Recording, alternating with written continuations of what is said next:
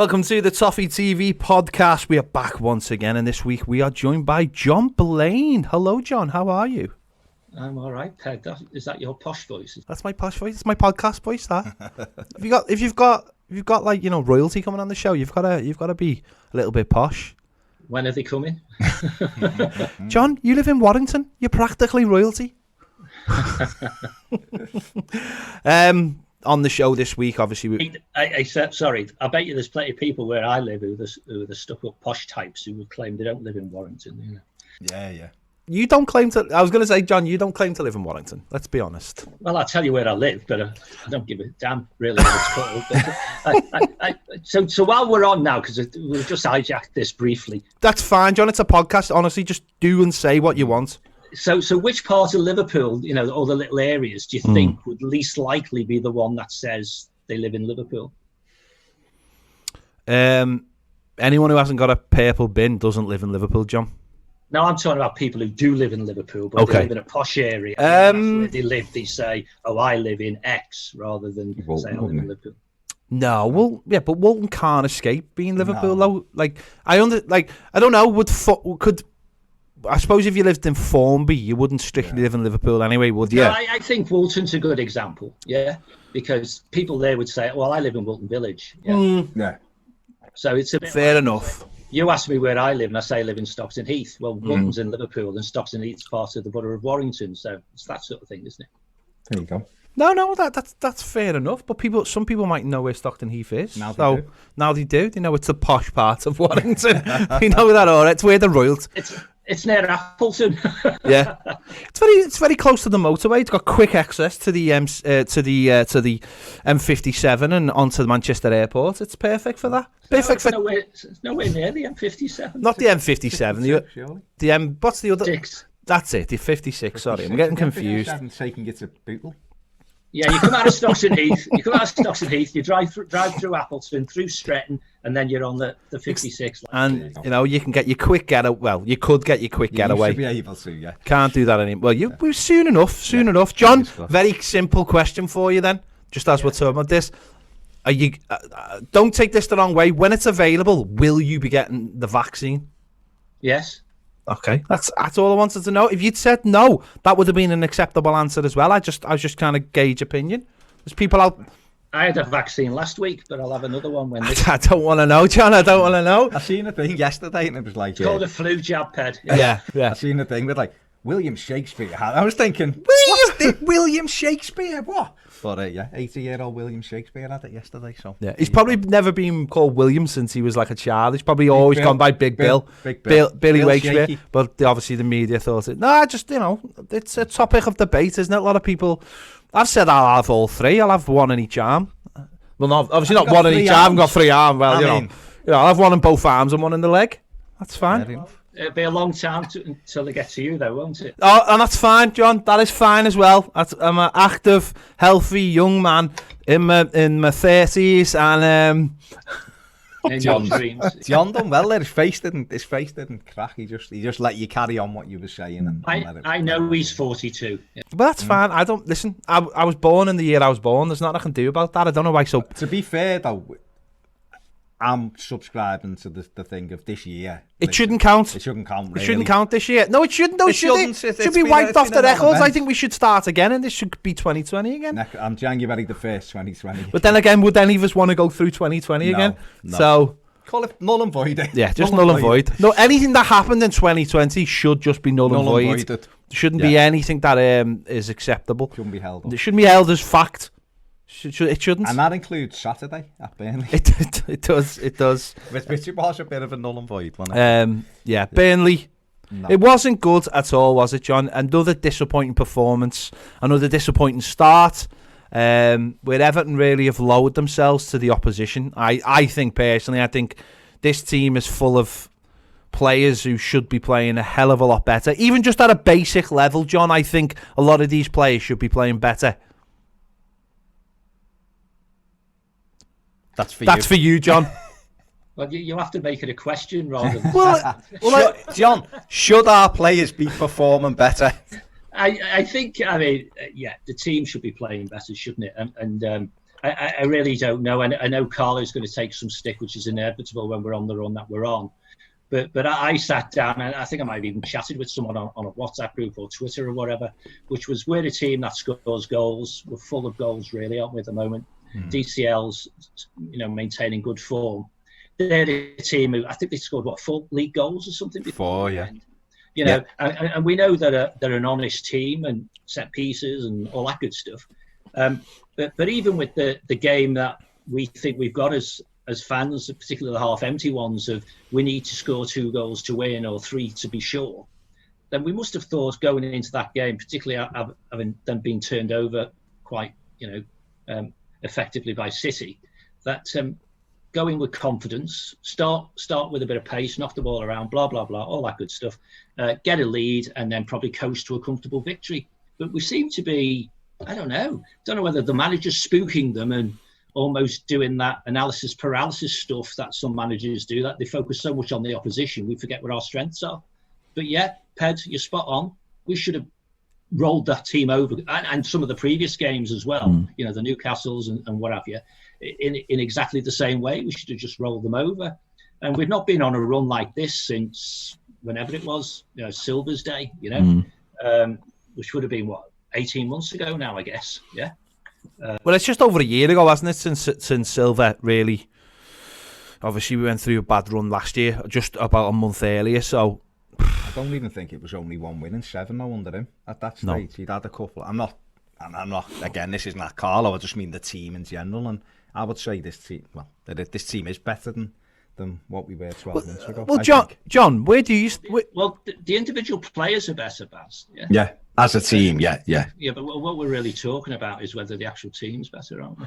John, where do you stand though with the Carlo Ancelotti criticism? Because obviously, he's been in the job just short of a year now, and we are on a pretty poor run. Let's be honest, we are on a poor run. Obviously, injuries have added to that, but are we allowed to criticize him? Do you criticize him? Do you look at the whole picture and think, well, he's part of the problem at the moment, and we're allowed to criticize without going overboard, or do we have to?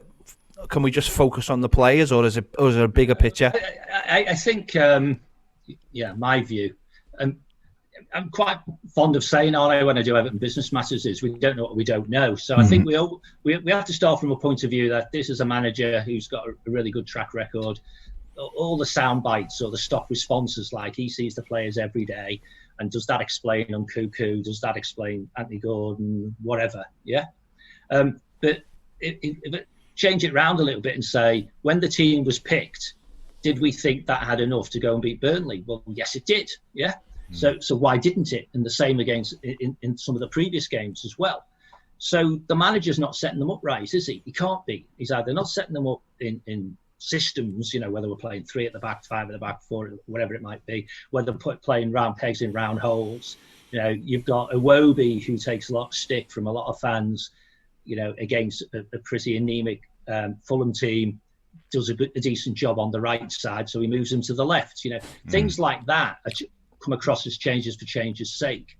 And I just don't, he's known historically from being a man who picks a team for the opposition. And maybe that's part of the thing, that he just doesn't have players who are good enough to be that flexible at the moment. So to answer your question, Ped, yeah, of course we think, you talk about joking about royalty. If there's managerial royalty, he's there, isn't he? Yeah. Yeah. But that doesn't make you immune from A, making mistakes, and B, to try and prevent those mistakes, taking advice and guidance from others, be your coaching staff or whatever, or indeed the players themselves. But once it's done, send the players out with the right attitude. And I don't think any of those things are happening at the moment. So now we're playing a so-called big team at the weekend. And we've seen this with this group of players in the past.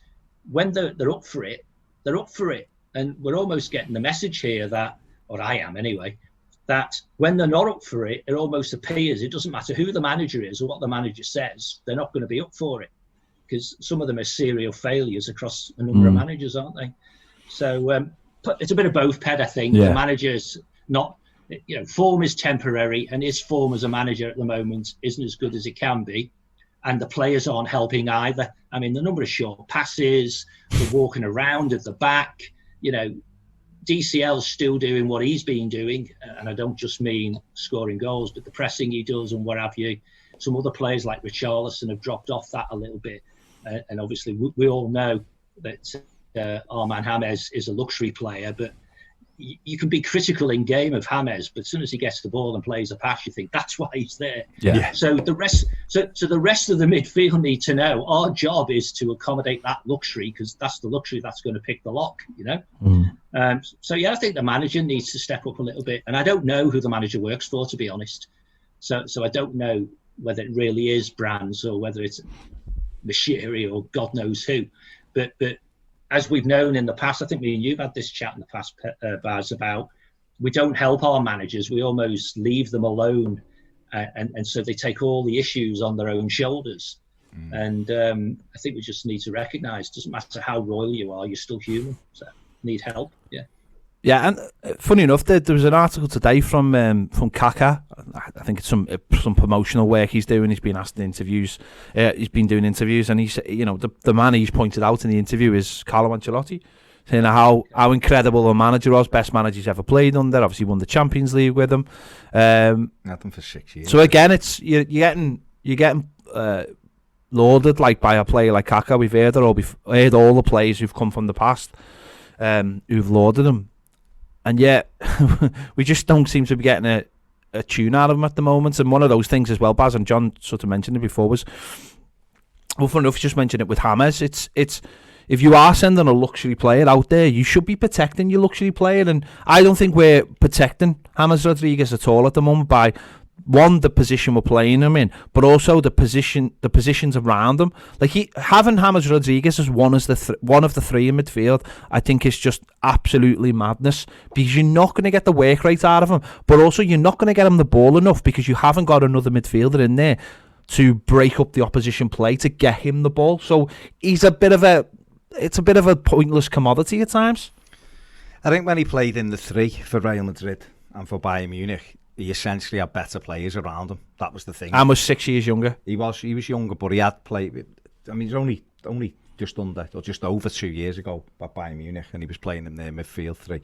But the thing about it is, he had players who were athletic in them teams, who were up and down, and your midfielders were up and down. And let's have it right. Alan and Decore have looked better in a three than they have done when we went to five at the back, or three at the back, rather, when we left them. Because I think the problem we've had, I think, in the last couple of weeks with playing three at the back, and this is with hindsight, because I said when we were struggling on that little run, why don't we try three at the back, because we had three centre-backs. I've got to hold my hand up and say it hasn't worked, but I'm not going to have a go at Carlo for doing it, because I was one of the people who said we could try it because we've got players there.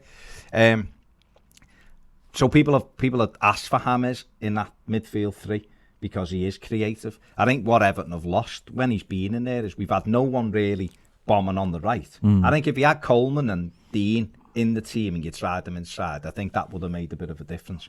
But let's have it right. The reality is he was better in a front three because Everton just had a better shape about them when he was playing in that front three.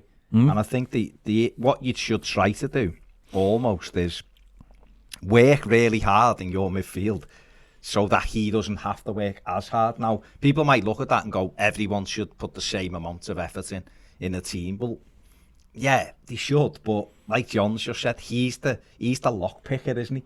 So what you do is, what you say is, we're going to put, and this is where I think Carlo's got it slightly wrong, just lately, is I would be looking to put someone else in that midfield to do the legwork and say, when we can get that ball to James, let him do what he does, but we'll do the other stuff he isn't doing.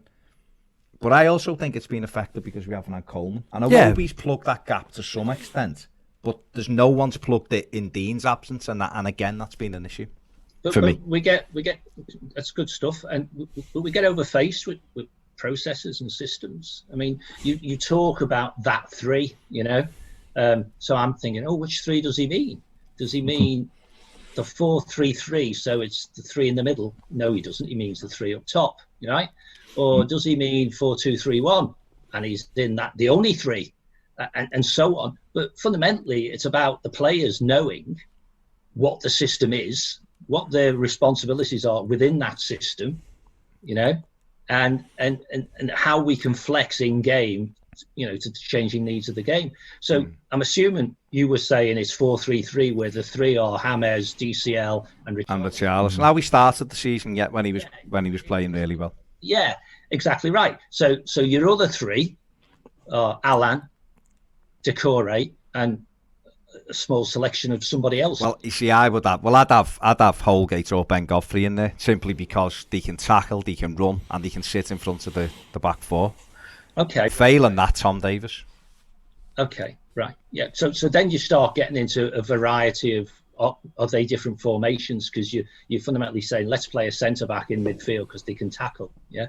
Well, no, they can sit. We're not. What we've got to look at, John, is that the two we have in there at the moment, Decore and Alan, want to go and press the ball and want to go and let's join in the attack. We've seen that, and actually, when Alan done that against Leeds, he was our best player. And he travelled with the ball brilliantly. And Calvin Phillips, who'd been superb, the minute Alan run at him, he left him for dead. He went beyond him. He had shots. At the weekend, our goal comes because Alan steps through with the ball, plays a great little ball. Yeah, but isn't that part of the problem, in the sense that we do, or I don't, or you can tell me, or Ped can tell me, or Andy, if he was here, I suppose, yeah, with all these bloody salt and pepper pots, he can show me how it all works. But yeah.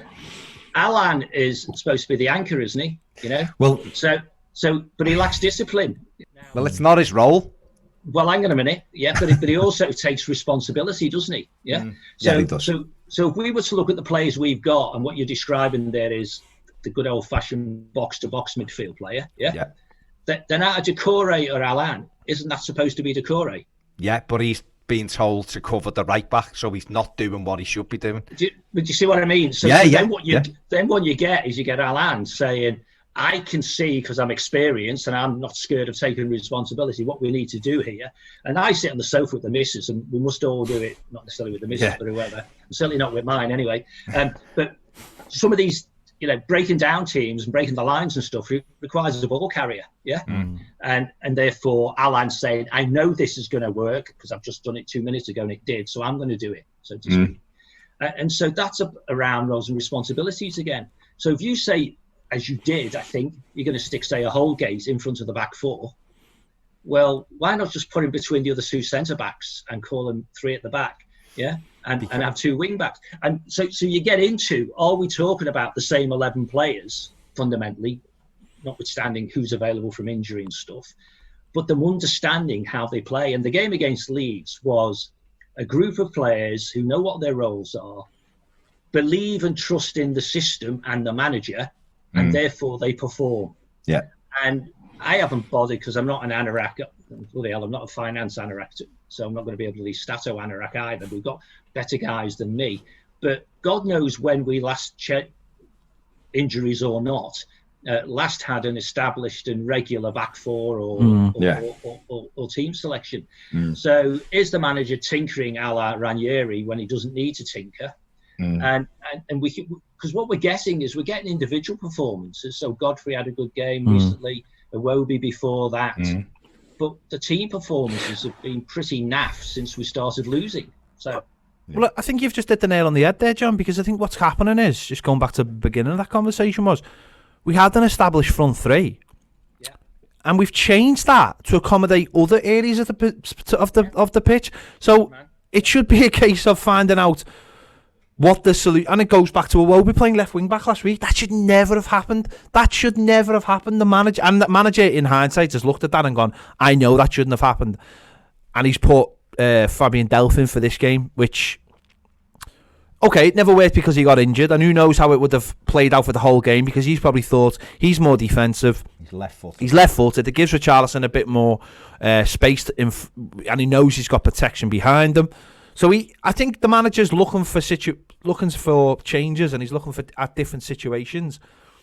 But I feel like he shouldn't go away from that front three, because that was the thing at the beginning of the season that got us the goals, that got us the wins, that has kept us where we are, you know, around whatever, well, 6, 7, 8, 9.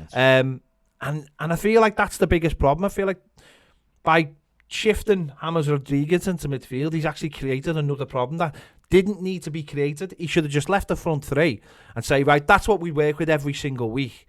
But whatever happens behind that happens. But that I don't know whether the manager, how much he's done this at other places by trying to find the right solution. For all we know, Carlo Ancelotti might be sitting there thinking, I'm not going to win the league this season.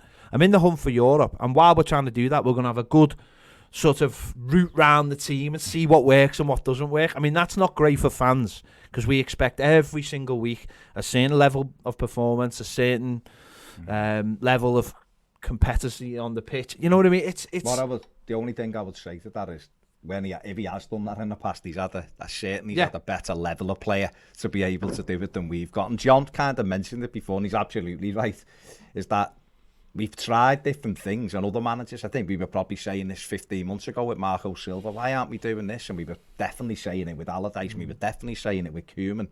Some of these players, maybe they're just not good enough. Well, they're not good enough. They're obviously decent footballers because the professional footballers playing in the Premier League. So I'm not going to sit here and go, he's crap.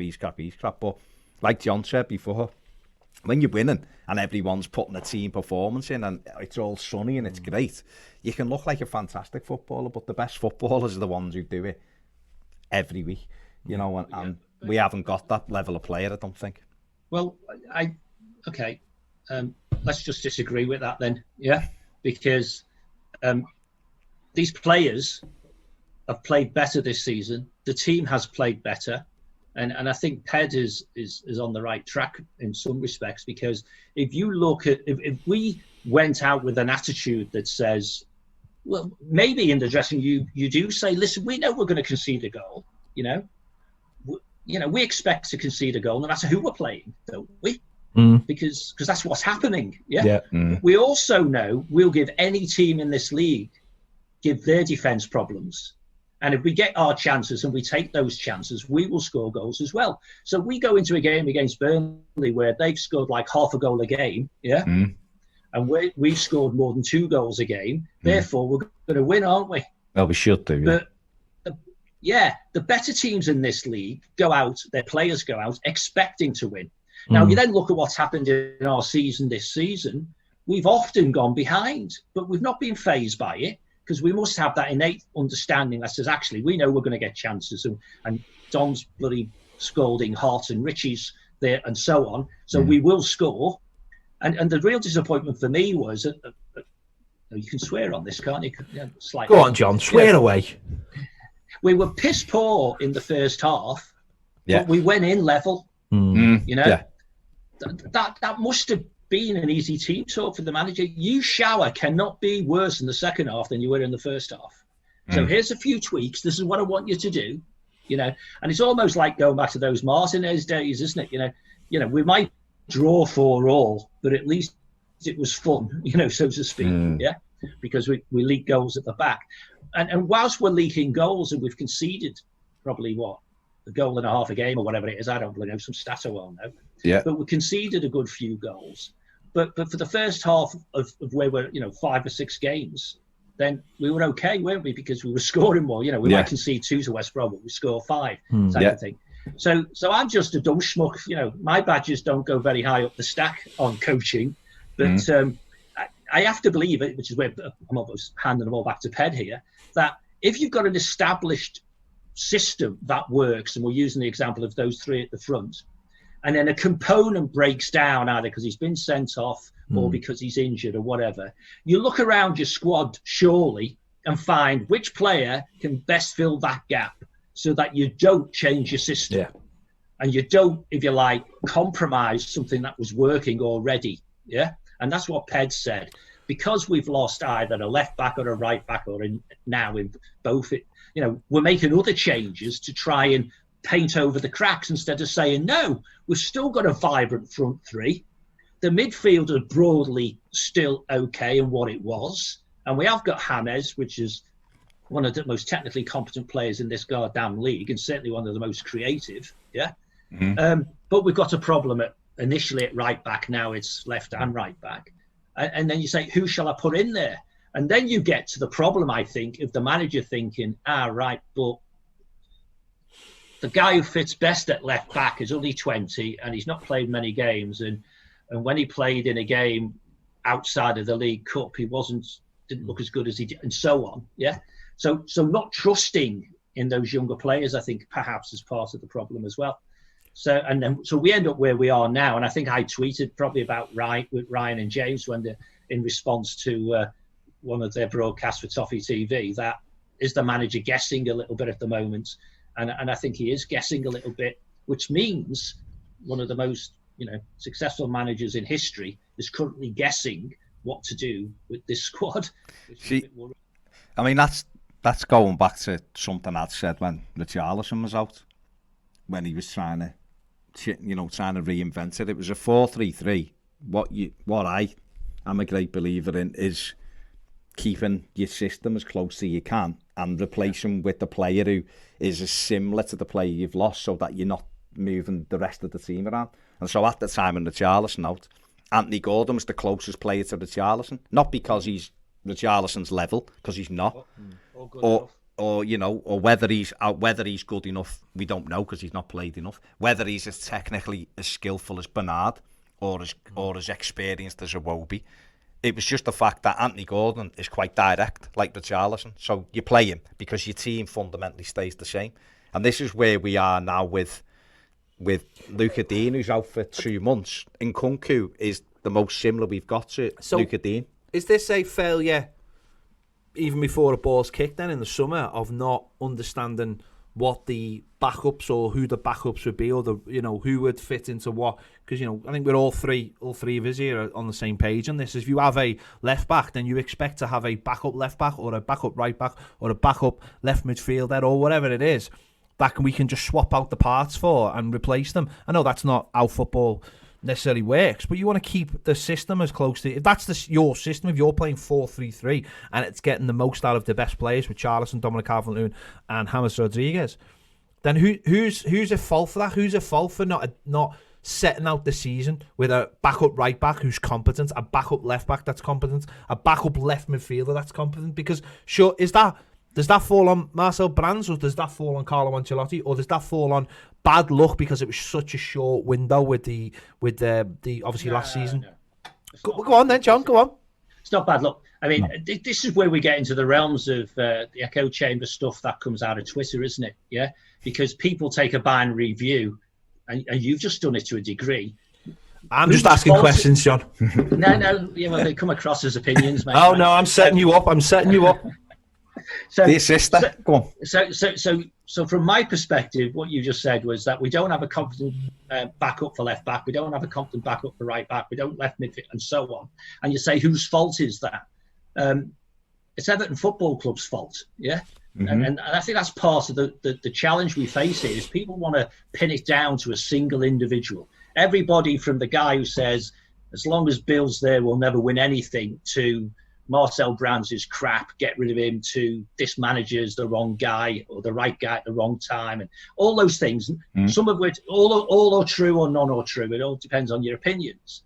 But fundamentally, the manager is the guy who's accountable for the short-term strategy of the team, is he not? Yeah. In other words, winning games. Yeah. And the guy who's accountable for the long-term strategy, i.e., who's going to be in the team next year, the year after, and so on, is the director of football. And I guess we would all suggest that best practice is the manager works for the director of football. Yep. So when we were interviewing Mr. Ancelotti, if we did it through best practice, we might not have. It might have just been, rose-tinted specs by Mr. Mashiri about getting this Galactico manager type. Yeah, we'd ask him, how do you think we're going to play, or how do you want to play? And both the manager and Brands both say they get on well with each other. So they recognise that there are short-term and medium to long-term objectives that fall into one camp or the other. And inevitably, there are going to be compromises. Yeah. So if you go back to Ped's simple example, which is we need a competent left back, right back and left midfield guy, waiting just in case of drop of form, sending off, suspensions, injuries, whatever, then that must have been known to both the manager and to the director of football, and they must have strived to fill those holes. Now, clearly, part of the planning is, well, what calibre of players you want? Is it a guy who can go straight into the team, like an Alan did, for example, or a Decore? Is it a guy who you want to nurture through the 23s, like an Nkunku, but could step up in an emergency or play in the League Cup or whatever, and that sort of stuff? And how much money have you got to spend?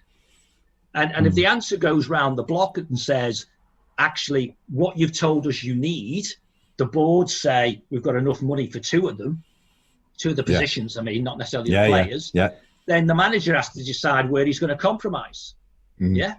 Okay, well, I'll make do without a really strong second string left back because Nkuku can do it in an emergency, and after 2 years, Luka Dean basically doesn't get injured, so it should be okay, type of thing, So you can't pin it down to an individual, I don't think, but in an accountability world, it must be the director of football.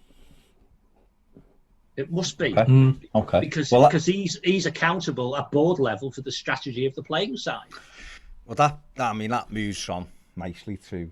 Well, what I would just say, just to finish that off, was I think you're absolutely right, John. I think that the left-back situation, they desperately wanted Leighton Baines to stay, didn't they? And that sort of was I think that tripped them up massively, because he would be absolutely perfect right now for that situation.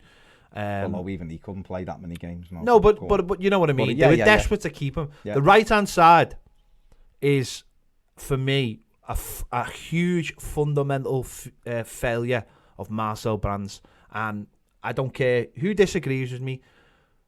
Seamus Coleman is 32 years of age. He's had a horrific injury at the back end of his career, and somehow we thought this guy was going to be able to play week in and week out in the Premier League. We then brought a player in who basically, we was just saying to Seamus Coleman, this guy's never getting back. He's never tracking back. Never. You're going to have to go up that line all day. And I think we should have had a replacement in for Seamus Coleman 2 years ago. Never mind this summer, 2 years ago. So that, for me, that does fall on Marcel Brands, because it's nothing. I don't think anything Carlo could have done about it. They've give John Joe. Carlo wasn't here 2 years ago. Exactly. That's what I'm saying. There's nothing Carlo could have done about that, and that falls for me on Marcel Brands. Forward planning, like you've just said, forward planning, and I think that's a fundamental problem, because if Andy was here, if Andy the Piv was here, he would be saying we should be bringing players in at 19, 20, 21. And they're going to be the future of, maybe not the first team, but they're the future. And I think that's a fundamental problem that we've got. And the irony is, we've almost, on the flip side of that, Marcel Brands has almost done that on the left-back situation, hasn't he? He's brought Nkunku in, and that's fine. He's brought him in for the purpose of, in a couple of years, if Leighton Baines has stayed on. So maybe he's learned that lesson from the right-back situation. But I think it's a huge failure of this football club that we've allowed the kid to go on loan to Germany and not assess them enough while he was there to say, you're not good enough. And we have... Sorry, Ped. Go on. You're making statements, opinions, as if they're facts, yeah? Well, they are facts, John. They're facts. That's a fact. No, it is a fact, John. It doesn't matter what anyone says. That's a fact, because we don't have a backup right back, so therefore it's a fact. Mate. Go on. Well, if you shut up, I will. That's my podcast. I'll cry if I want to. So how do you know we didn't assess John Joe Kenny while he was in Germany? No. We obviously have assessed him, but he's not good enough, and therefore. No. You said we didn't assess him. Well, okay, all right. I've used the wrong words with the wrong person. Okay. No, but we might have assessed them, but we've assessed them incorrectly. But that's the right word, incorrectly. The simple fact is, John Joe... Whoa. Hang on a sec. Go on. So how did we assess him incorrectly, Baz? Because I can tell you, watching him 4 times, he's not good enough to play for Everton at what we want. And he's not in the 18, so that's how we've... Because someone's assessed him. No, well, you're jumping in. So you've asked me. If you're not letting me answer, then don't say, hang on now. Right.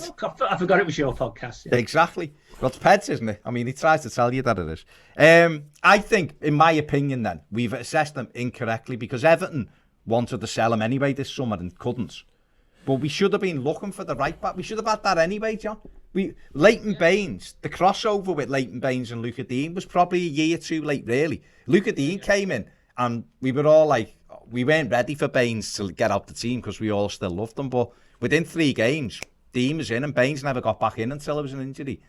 And he was at Seamus's age now, we still haven't done it. And we've kept Kenny.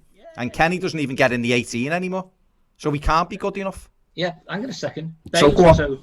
Baines was overdue, and I don't dispute that Coleman's overdue as well. Yeah, but you're contradicting yourself to some degree, because you say we've assessed John Joe Kennedy wrong, but we were trying to sell him. Well, that's because we assessed him correctly. He's not good enough for our club. Let's see if somebody will take him away, right? So that's a decision. Just take that as being, that is one. Okay. Clearly, which is where Ped's coming from, we now have an experience nearer the end of his career than the beginning of his career, right back, who's had injuries. The style of play is perhaps means minimally, and what we expected, we're going to stick someone like Hammers in front of him. He can't play every game. So who is the guy who's going to come in, right? And the manager and the director of football have concluded that the answer to that question is not John Joe Kenny. Okay? So sadly, we weren't able to unload him for a wedge of money. Yeah. You then go on. So that's your, if you like, your tier of decision making. So then the next level of decision is, okay, we need a standby or backup right back. I'd be damned if I know who it is, because we haven't got one, have we? No. Well, we haven't got one, no. That's why it's a Roby. Well, yeah, or Godfrey or whoever else gets thrown out there, yeah. So then you say, okay, then, if they knew, because, come on, these guys have all got the badges we haven't got. Yeah. If they knew that was something they needed to do, you have to assume they strove to do that. Yeah. Then you bump up against the conflict between what you want and what's available, what you want and what's available and what you can afford, and what your other requirements are, which you then make a priority call on. So no one's going to tell you publicly. It's like people asking for, and we had this conversation with Andy this morning about Everton, tell us what all your plans are to make us great again. You know, that's not going to get publicised. But is it beyond the wit of most people to think that in a meeting at some time in the past, someone like Brands or say the chief executive should be her job, or maybe the chairman and the manager said, well, sorry lads, but you can't have a right back and a defensive midfield player. Which one are we going for? You know, so instead of having a strong right back, we ended up with Alan or Decore or even Hannah, whoever it might be. So you end up in this situation where you've got, it's like the analogy I use, it's like this plate spinning. We all want all the plates to be spinning all the time because we don't want to break it. We don't want to break any crockery. But eventually, and when you watch it on the telly, you know, when they're trying to do record breakers and all that, you know, there's going to be, you can see over there's a plate that's about to fall off. Yeah. But you'd rather this one not fall off and one of them's got to go. Yeah. So you let that one fall. And then you're playing a risk game, aren't you? And the risk game is if Dean doesn't get injured and Seamus doesn't get injured, you get away with it. Yeah. Because you can try and protect them by taking them off after an hour, you know, perhaps not playing the League Cup games or whatever. If you get a meeting of the belief stars aligning and you lose both fullbacks, almost one after the other, and it doesn't help if some of these idiots get themselves sent off for the wrong things like Richie did and stuff like that, then you get exposed. But that can't fast forward to this director of football is crap. No, I wasn't saying he was crap, but what I would say is, right, to use your analogy, Seamus's plate has been teetering on the edge for a very, very long. Yeah, Let's don't forget Sidibé. We brought Sidibé in last season, and you know Sidibé was in the team. You know, he played a lot. He played himself out of the Everton side. Let's not forget that, because he started very, very well. Even if you watch the videos of when we played Chelsea last year, the game that turned it round for us, he was the one who provided the cross for Richarlison. He provided the cross for Richarlison at Southampton. He had a really good start. 5 assists to the season, and he just you know, it just died off basically when yeah. So Seamus has been on the edge for a very long time, and that's what my criticism is, John. It's not that. It's just the fact that I look at that position, and you are right. If you'd said to me in the summer, what would you rather have? A couple of centre midfielders who are competent, or a right back? I would have said the centre midfielders. That was where that's where the fire was at the time. The right back position, yeah, it was full of fuel, but the fire was in centre midfield.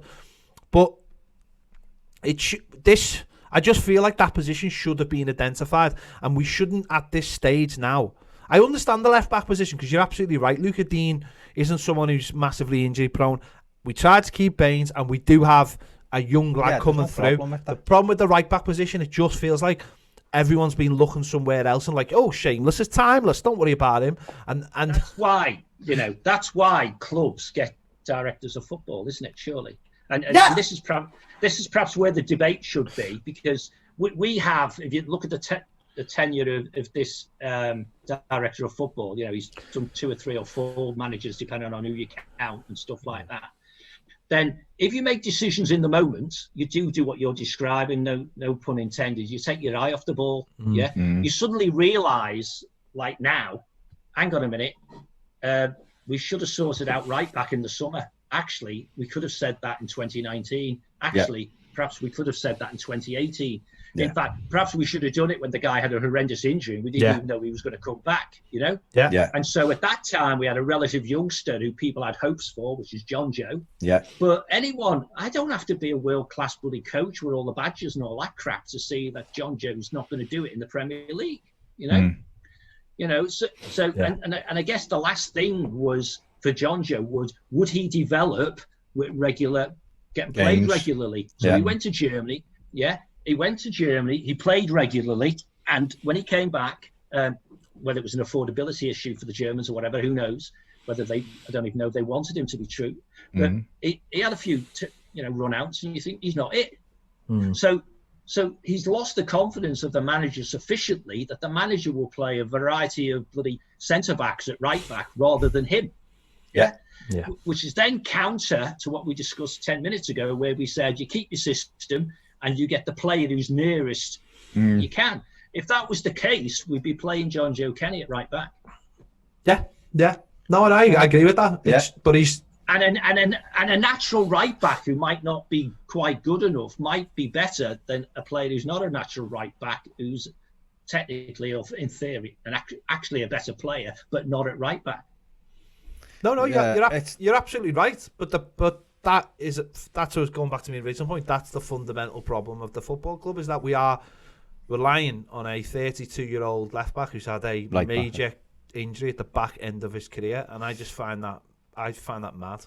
John, let's move on for a minute. We've got the transfer window opens next month. Obviously, there's stuff around FFP, Premier League regulations, there's the AGM and accounts will be out. And a lot of people are wondering whether Everton will do any business in January, which is, Marcel Brands has gone on record saying it's not his favourite window and he doesn't really like to deal in it. But then when you look at the Everton squad where it is now, it's clearly crying out for a couple of additions. And I'm sure Carlo will be wanting a couple of additions, no matter how many times he tries to bat it off in press conferences saying, I haven't even thought about that because I've got lots of games. Well, I'm quite sure he's thinking about it every time he watches us train. So I guess what I'm asking you as the financial expert is, do you think there's going to be any room, just as a general guess, because that's all you can do, I guess, for Everton to actually go into the transfer market? Because I think in the summer there was a lot of people who were at pains to say Everton couldn't bring anyone in without selling half a dozen. It was followed up by a local paper, and then the next minute, obviously, Everton did go and spend 60-odd million this summer. So, basing it on that, is it fair or unfair of us to expect any business next month? I think I don't think it's unfair, because that's what fans and even managers want to happen. We should, at every opportunity, we should strengthen the squad. Yeah. But it goes back to that planning, and you can do a whole host of bloody Shakespeare and God knows about what else, going back to Bill and his mates then, you were talking about earlier on. But, when all about them are losing their heads, you keep yours, so to speak. So if we do have a plan, then the plan will have said, under what circumstances do we go out and try and buy players in January? You don't want to go and splurge a load of money on a Tosin or a Walcott and then wish you hadn't. Yeah. So if we think we've got serious issues, say right back being one, for example, which that's a hole that seriously needs to be plugged. Do we go out and buy the best right back we can find, or do we go and buy one that's good enough? Well, to me, it's the latter. Yeah. Throwing more fuel on the flames isn't a good idea. but I'm pretty damn sure this manager thinks he wants another couple of players. And when I say manager, I probably mean the management team, which is fundamentally Carlo, his son, and Duncan. Yeah, I guess if you got those guys around a table and said, "Do you think we need any players in January?" They'd probably say, "Yeah, we need a couple." Yeah, and we need the injured players to come back. So G. Bamin's in there, isn't he? Somewhere who's an unknown. And then so that's the needs of the manager, if you will, who shouldn't concern himself too much about have we got the money, are we compliant with the rules, and all those sorts of things. And then he just makes the request, if you want to call it a request, or expresses the need. If he can get the director of football to agree with him, then he goes to the board and say, we need the money. We need X to buy these players. These are the ones we want. We think we can get them, blah, blah, blah. And you only get those players who you actually think are the ones you want. Yeah. I'm not so sure about right back, but at left back, we don't want to be going out and getting players who are going to get in the way of the development players we've already got. No. So, and there are others next down the track, aren't they? You know, Dobbin and others like that. You don't want to, put walls in their way. And that's why people like Delph are a bit of a problem, because we're stuck with him, and they're in other people's ways. So I don't think it's unreasonable. I think the financial side is anybody's guess. So it's a risk management call. You will get people saying, and they're right, this is not, the amount of money we lose is not sustainable. Yeah. Yeah. It certainly isn't. Everybody knows there's players we need to get rid of. Everyone knows there's players who will automatically be gotten rid of when their contracts expire. Yeah. And perhaps we should be more aggressive at encouraging some of those players to bugger off now, even if you have to pay them off a little bit. But that wouldn't necessarily help you in this fiscal year. It might help you in future fiscal years. And then as far as FFP is concerned, that's got a little bit of a pause button pressed on it. And who knows whether the next button that gets pressed on FFP is play or whether it's stop. Yeah. Yeah. So I think the people behind the scenes can make a judgment call on that.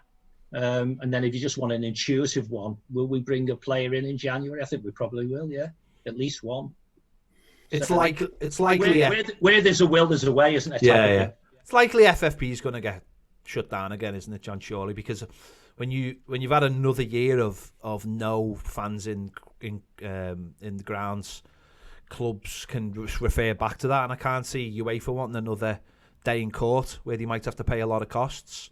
I think it's a bit like some of the refereeing type stuff, isn't there? Someone makes a decision on what handball is this week, and they stick with it and stick with it and stick with it until they can find an easy way to change it without losing face. Yeah. And I think that the challenge that City brought in and around FFP and the technicalities which they got themselves out from under the threat and all that good stuff, is FFP is, to a degree, something needs to succeed it. Yeah. Yeah. But it's not quite doing what it was intended to do, is it? No. And so whether there's a bit of a, bring out your dead, clean your house up, and then we're going to start again with everyone on a clean piece of paper type approach. Yeah. But I think, and time will tell, those clubs who continue to invest now might come out the other side in a better place, because a bit like you say, Ped, if they do pull stumps on that, then there'll be a mad rush for some wealthy owners, I suppose, to spend money. And at the end of the day, all that'll do is inflate the market. Yeah. And we are sitting on a few good assets, and particularly Charleston, perhaps certainly Luca Dean and DCL, where we could generate a huge amount of transfer income. But we've got to get our house in order to then spend that money wisely, like that shower from across the park have done very effectively over the last sort of 3 to 5 years.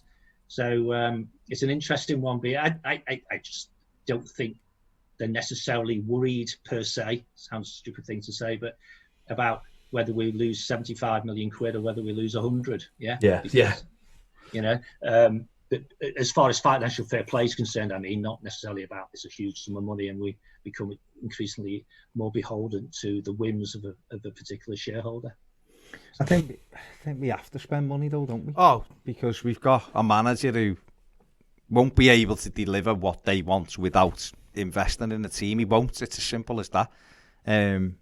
And therefore, for me, we've got to spend if we want to, I keep on hearing about catching up, about being behind, about off the pitch stuff, whether it be merchandise or whatever's happening, money-wise, stadium, whatever, about catching up. The only way you're going to catch up is by buying better players, isn't it? That's simply, Everton are in a position to create a team. We've all watched the team every single week.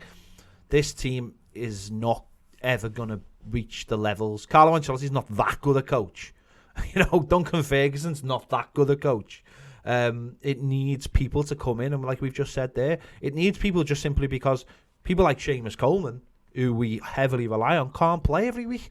But Ped, this is not that good a league either. No, it's not. I know, John. And that's why 2 or 3 make a huge difference. And that's why, how can I put it? The easiest view on all of this is we've got Carlo Ancelotti in, and he's had great players. Just spend some money, because that'll grab us into them positions, and then we'll get more money back, and we can grow from it. Well, we've seen there's obviously a lot of factors around. We've seen the James Rodriguez effect. Well, I don't know what the James Rodriguez effect is really, but we've seen what it looks like when you put his picture on, Times Square and stuff. It looks all great, and I don't know what the actual. Only John and people down the line will actually be able to tell us what the actual effect is, whether we're getting more people watching us. But it's very clear we've just had our real first taste of what it's like to bring in a superstar. And I don't know about you, John, but I know for me, I think Baz agrees with me, is I'd like a little bit more of that. I actually like the way that feels, grabbing a superstar and bringing them in and watching them play every week and all the stuff that goes with it. I like, just simply for this channel, the idea of lots of people coming to watch from a certain country because they love a player, and that to me seems like a good thing to do. Okay, it's got to be the right player. And they have to improve the team. And they would have to improve the team. But surely at some point, we've got to put a marker down and say, yeah, we are getting involved with some of these players. We do want to go and buy some of these players. We're not interested anymore in just these middle of the road players that we've bought in the past, like Gylfi Sigurdsson. Yeah. Listen, there's huge. I mean, you could fill another 3 podcasts just talking about what you've just said. Yeah, because I couldn't help thinking when you were talking about you've really enjoyed James and the excitement it brings and all that good stuff, about how you'd be feeling in 6 games' time when he's just pulled his hamstring and he's out for 3 months. Yeah. And you know what I mean? Because that's the risk you take, that some of these players will come because of who the manager is, but they'll also look at the league table and they'll also think, am I just here for the money? And that's where you get the accusations from people about they're just mercenaries getting paid too much and so on. And I think where the buying has been really piss poor is we've probably got a guy, I don't know, Tosin, if he's, I don't know how long his contract was, whether it was 4 years, 5 years, whatever. But if he was there for 5 years, he's been cost us £10 million a year, and who sanctioned that? And the answer was some knee-jerk, purchase was done, in a January. Walcott, you'll get people like saying, how come Walcott's performing for Southampton? That's a good one. Is it style of play? Is it, he's proven himself at the moment. I suggest it's more the latter than the former, and so on. So form is temporary. You could listen. The names could go on: Vlasic, Lookman, Moise Keane, and so on. Yeah. So quite leadership in the manager, but at the same time, not appearing to have faith in youngsters, means that you're almost saying that you're going to instruct the director of football to buy well-formed players already, and totally go against that medium to long-term strategy that we talked about before. So I think that's when you get into the governance challenges or the management of the football challenges, because who sits in front of Carlo and says, no, you've been here a year, you knew what the state of play was, we made some commitments to you, we've delivered upon those, now you have to do your bit, and by the way, if I'm the director of football, I'm doing my damnedest to get rid of these players, but just a little bit like does happen often in Europe with directors of football, there's your 20 odd players, get on with it. And by the way, losing 4 or 5 out of 6 isn't the right answer. And if you look at our squad right now and our players, honest to God, which game have we lost where you thought, when you saw the fixture list and how we started, we are going to lose that game because actually they are much better than us? And the answer, if you ask me that question, is none of them, because those teams we would have feared having a really rough time from are the ones we're going to have from Saturday onwards. Yeah. We all thought we've got a decent start. We've got the RS in the middle of it type of thing. And then we've got to get through December and then we can kick on again. Yeah. And those games we should have won, getting outrun, not necessarily outplayed, but outrun by a Leeds team when everybody knows how they play and they've been staying true to the ideals of the manager and they've been in a load of exciting games, but fundamentally they've been losing them. Yeah. It's ridiculous. And taking a talented player like Phillips or whatever and giving him 5 meters to play with every time he got the ball, we deserved everything we got. And even so, we still managed to miss the 1 or 2 chances which would have won the game. Yeah. You know, Tottenham and the like, they're winning those games. They're taking those chances in the last seconds. Gylfi Sigurdsson should have buried the chance. Yeah. Yeah. You know, and there's no excuse for it. There just is no excuse. No. So you're going to have individual player failures, but I don't give a damn what their stats say. I don't give a damn what that crazy Icelander says about he's the best player in the world. Yeah.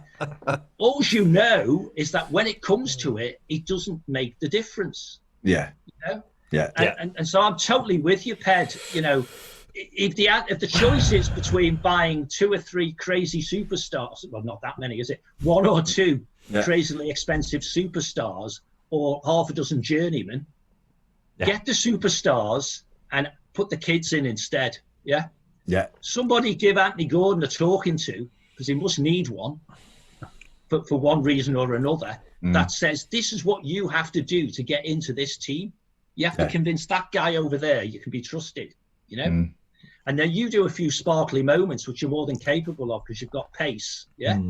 But that's the same sort of lecture Luckman could have had 18 months ago. Yeah. So something's going on there with the player management side and the motivational side, you know, and so on, or because the style of management is not obviously going to suit all the players because some of them need to be screamed at and some of them need a cuddle. So it's just so frustrating. I just think most of the teams we've picked, and certainly the squad, could have won most of the games that we've lost.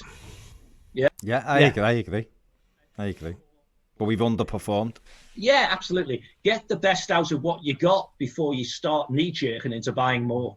Because if we go out and buy a really good player in January, and they're generally not available, but let's say we did, who's to say he's going to perform for us? Because he's going to come into a place where we've already got players that are underperforming. So it's just Groundhog Day, you know? Aye. January could be a very interesting month, couldn't it, John? Not only about buying players, but it's the annual general meeting as well. The 14th, yeah.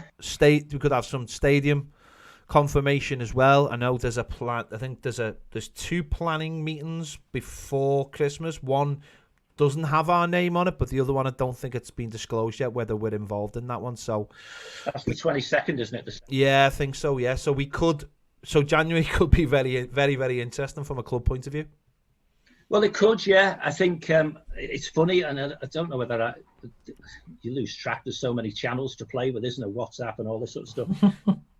But I had it in my head that the club at some stage had told me that, you know, they might expect a decision on the stadium in January. Yeah. Nice. But when I touched base with the club on that quite recently, they said I was talking out my backside. Yeah. So I'll have to reconcile that. Maybe they meant, or I meant, that I've remembered something that says we'll get a decision from the council in December, and then it perhaps goes to the Secretary of State. Yeah. And then it goes to the Secretary of State, and maybe January would be, you know, before we've got the final determination. So I'm not personally going to get all uptight about a few weeks. Yeah. Clearly, the club should want to be able to say something on the 14th of January at the latest. Yeah. So let's see what they say. But at the moment, they're still expecting a decision from the local council before the end of the year, which suggests, doesn't it, Ped, that that's what the 22nd is for. Yeah. Hopefully, John. It's just been. I mean, let's be honest. Certain things have happened in the last week concerning certain members of the council that have thrown the arrest of the mayor, you mean? Yeah. Well, yeah. I mean, I didn't want to say it, but that have thrown. Yeah, but you've thrown some Evertonians' heads a little bit askew on this, haven't they? But obviously, we've got to make it very clear that that has got nothing to do with Everton Stadium, and they are completely separate. And it all comes down to a planning permission, exactly as it was, the day before he got arrested, and there's nothing's changed. Well, I mean, all we know is that there was a little bit of a crease in the process, wasn't it? Because the football club updated the planning application, didn't need to take that horrible multi-storey car park away and put the plaza in and stuff like that, which a lot of fans, I think, mentioned as soon as they saw the thing, why are you blocking the route to the river with that ugly thing? Yeah. So I think they knew perhaps they shouldn't have done that, and so they fixed it, which is good. They changed the roof line to satisfy some needs and what have you. We know Historic England and some Victorian society who are standing shoulder to shoulder with them have still got their filling in the dock objections. But, I mean, I can't think of anything the club can do at this stage other than wait. So you'd like to think that if they were led to believe earlier in the year by the local council that subject to getting all the stuff in by a certain date, and they've had it nearly a year now, haven't they? They'll make a decision. Yeah, then they should make a decision. And you're right, Ped. The fact that the mayor might have a little bit of a problem at the moment, and some of the other officials within the council, it shouldn't change the process, because the decision will be made whether the mayor's around or not, I suppose. So it needs to be made. John, just very quickly, obviously this will be discussed, I guess, at the AGM, but Marcel Brands is obviously he'll be back up for nomination only for the board, because it was a yearly thing, I think. That is it. I don't think anyone's up for nomination. Is he not up for it? No, I don't think so. You just keep it. Why was he up for it last year then? I thought that was a yearly. Because that was the nomination to get on the board, wasn't it? I thought he was already on it. He was appointed to the board after the previous general meeting. So so they were asking the shareholders whether... Right, will we find out then about this new whether he's staying or not? Because we keep getting asked, and it's... Well, part of me says I doubt it, yeah. Right. But you can also orchestrate it so it's an announcement as part of the general meeting. I think personally it'd be pretty crass, in my very personal opinion, if they're sitting on a decision about the director of football so they can have a big grand reveal at a general meeting. At the general meeting. Because the business should proceed in the right way, regardless of when the general meeting is. As far as I'm aware, I don't think they've made a decision yet, to be honest. So, okay, fair enough. Let's wait and see. Yeah. I think Brands himself wants to stay, but like you say, it's about priorities. It's we've done this before as a club, haven't we? Really, we've left decisions to the last minute when they could have been made and done and dusted a lot sooner. You said it before, Groundhog Day feels like sometimes with some stuff. But... Well, let's just to finish that piece off, I'm sure questions will be asked, so the club must anticipate that they're going to get questions in at the general meeting about the stadium. If a planning decision has not been made, we'll want to know why, and why didn't they tell us? In other words, the club might listen to this. Don't wait until the general meeting to tell us a planning application hasn't been determined yet. Get on the front foot, and also anticipate you're going to get questions about the director of football. So, even if it's just for deciding at the end of the season, just stop people speculating, really. Yeah. Let's finish off, obviously, Chelsea on Saturday, and it's the first chance for fans to get back into Goodison Park. I am one of those fans. I'm looking forward to it. I'm in the Lower Gladys Street. I've got to go and have me COVID test, obviously, and satisfy the criteria, but it's going to be very interesting. I saw it on Twitter that had been fiddled so that you could go. Yeah, I took about 20 DMs on the fiddling of the ballot so Ped could go. Lot was shocked that I wasn't going. Not shocked, but they were like, "Oh, I've seen Ped so for you," and I was like, "Nope." So you're in the Lower Gladys then, yeah? I'm in the Lower Gladys. I know exactly where my seat is. It's not my normal seat, but I know where it is. It is quite funny that some people, I don't know if you've seen this, but someone got their ticket and they've got a seat behind a post. They've got a restricted view, yeah, which is absolutely incredible and 100% Everton, isn't it? that someone is. That's bizarre. No, I'm looking forward to it. It's going to be. I'm just looking forward to be back in the ground and seeing what it's like and how the whole thing plays out. But seeing at the weekend some of the first games, and it did seem to add something to the game. I'm not going in either ballot for Arsenal. I'm not interested. Said it before. It was all or not nothing. Allowed, so. I'm not allowed. So. Oh yeah, you're not allowed. You're not allowed. I just think it's all or nothing. I personally don't agree with it, but that's just a personal opinion. And that's what makes 2020, apart from a year to forget, is that up until this point we've all been in the same boat, haven't we? Which is none of us have been able to go to the ground. Yeah. Yeah. Now some of us can and some of us can't. So this will be the first game in like forever that I haven't been able to go to. When others have, yeah. But I wouldn't take that into consideration, John, because you're not allowed to. It's not like you've missed out on the ballot. You're just not allowed to, are you? So it's the same. No, but what I'm saying is you don't put it on your list of a game you've missed. You know, don't. You're in a boat with 30 other thousand people. I think it's amusing that the government think it's okay for me to pay for a ticket, but not okay for me to get one. Yeah. No, it is.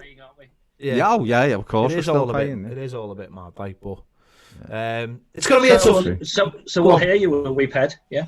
I don't know. Am I allowed? I don't know if I'm allowed to say anything while I'm there, or breathe, or I'm allowed to breathe. I think you can shout, but I think you've got to do it. You've got to reduce the volume. I'm not allowed to. Apparently, I've been told that because I'm in such a privileged position that I'm going the game. I'm not allowed to be critical of anything that actually happens at the game. Well, you will do, but the club won't want you criticising anything. Your seat then, Ped.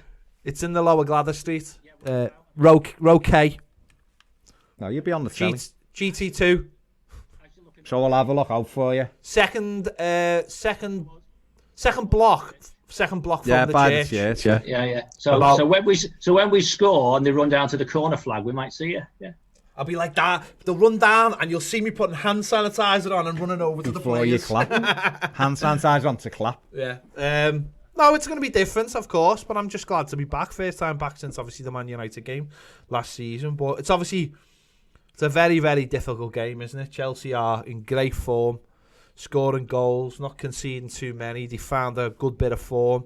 And it's annoying because when you look at them and you just think, how is it that we've spent loads of money and yet we're still so far behind them? Because they won the league in 2016. And they've only spent money on top of what they had.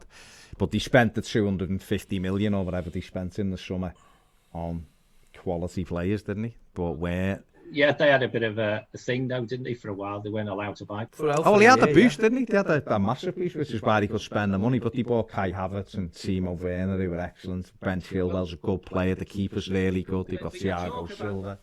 Yeah, you talk about us being so far behind. You know, they scored a late goal, didn't they, in the last game? Or late-ish, goals. I think they beat Leeds 3-1, didn't they? They were comfortable against Leeds, really. But for a while, if that game had finished 1-1, and then we'd beaten them, we wouldn't be... Well, we're not going to be... We'll only be 2 points behind them if we beat them. If we can win, crazy, which is crazy. And if I remember correctly, the last game that Everton fans went to was Chelsea, wasn't it? Chelsea away. Chelsea away, March the 8th or 9th or something. March the 8th. Yeah, that's Stamford Bridge. And of course, the first game for Mashiri was Chelsea, wasn't it? In the cup, was it? It was, yeah. Certainly was. And Duncan did things against Chelsea. So there's a load of omens there. So let's be positive, Baz, and particularly you, Ped, because you're representing all of us. Don't be negative, man. Go in there expecting to win. And could nick it. Never know. No, I'm going in there like a blank sheet of paper, John. I'm just gonna see what happens. I'm just gonna see what happens. Be a tough game, but we can beat anyone at home, and that's what it's about, isn't it? We just got. Hopefully, it will feel like a home game though, because I don't feel like the other games feel like home games. Feel they just feel like games. Let's be honest, they'll feel like a friendly, glorified friendly. 2000, when you've been anywhere where you go and there's empty stadium with a few fans. I've never been to a game that's competitive with only 2,000 in though, so I don't know. I don't know whether that will be the feeling. You go into somewhere like a Go Mario or a friendly at Goodison Park, you know what you're getting. You're getting a friendly. This will be different because yes, there'll be 2,000 there, but it'll be a lot of them will all be in the same place, which is in the lower galaxies. I know there's some in the top balcony. But it might create that siege mentality, mightn't it? Especially second half if we're shooting into the Gladys Street. And it's on the players then, isn't it, to harness that. It'd be the first time James Rodriguez plays at Goodison Park with spectators. You know, it'd be the same for Ben Godfrey, Alan, Decore. Can they take what is needed from that? I don't know. Will it add added pressure? Sure the players that need to take it. No, I know, but I think it's you know, this is going to. Okay, it's 2,000 this month, but it could be 4,000 January, could be 6,000 April, you know, whatever. It could start building up to the end of the season. I think this is the start of the process. And silver lockdown again. Elite sport, lads.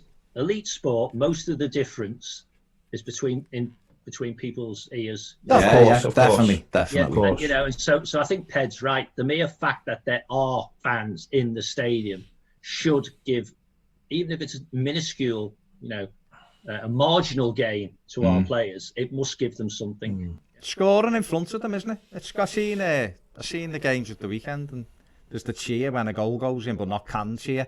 So it makes a bit of a difference. It's whether or not you can sustain it. But it'll be a tough game. But it's a game, like I said before. At home, I think we can beat anybody, whether empty or full. I always think we can beat anyone, and the other thing as well, what will be different than the last few games is we know what we're getting. It's not like we're not going out against Newcastle thinking we've battered these or Leeds. It's a tough game against the team flying, so they'll have to be on it. If they're not on it, we'll get hammered. And I think that mentality will help as well. That we're, you know, those players who are more comfortable being the underdog will feel a little bit more comfortable, won't they? Yeah, definitely. Yeah. Expectation. Yeah. Fingers crossed. Carlo against his old team. Yeah. At Goodison Park. And we owed them one for that. And also Carlo got sacked at Goodison against Chelsea. When he was the Chelsea manager. So there's another omen to factor into it. Lots of omens. We better win. There you go. A big thanks to John Blain for joining us on the show. You can find... What are you doing at the moment, John? What are you know... Everton Business Matters and, you know, all these things. Well, we're supposed to be recording an EBM at the end of the week, I think. It's in the diary, which should be fun. But we really want to see the accounts before we do that. So I suppose the accounts are either going to come out towards the end. Well, it's Wednesday now, isn't it? So will be towards the end of this week. Failing that, if it's Monday, then perhaps we'll just hold fire on the EBM a little bit. And meanwhile, I'm doing that colder bolder thing for everything in the community that you might have seen, you know, where I'm doing 12 different things on 12 different days. So I'm on day 9. Today is day 9, so I finish on Saturday. So excellent. There you go. Good stuff. You can find John there, and we will be back next week on the podcast. If you want to watch the video version of the podcast, join us on Patreon, where you can watch the show as well as listen to it. There you go. See you later. Cheers, guys.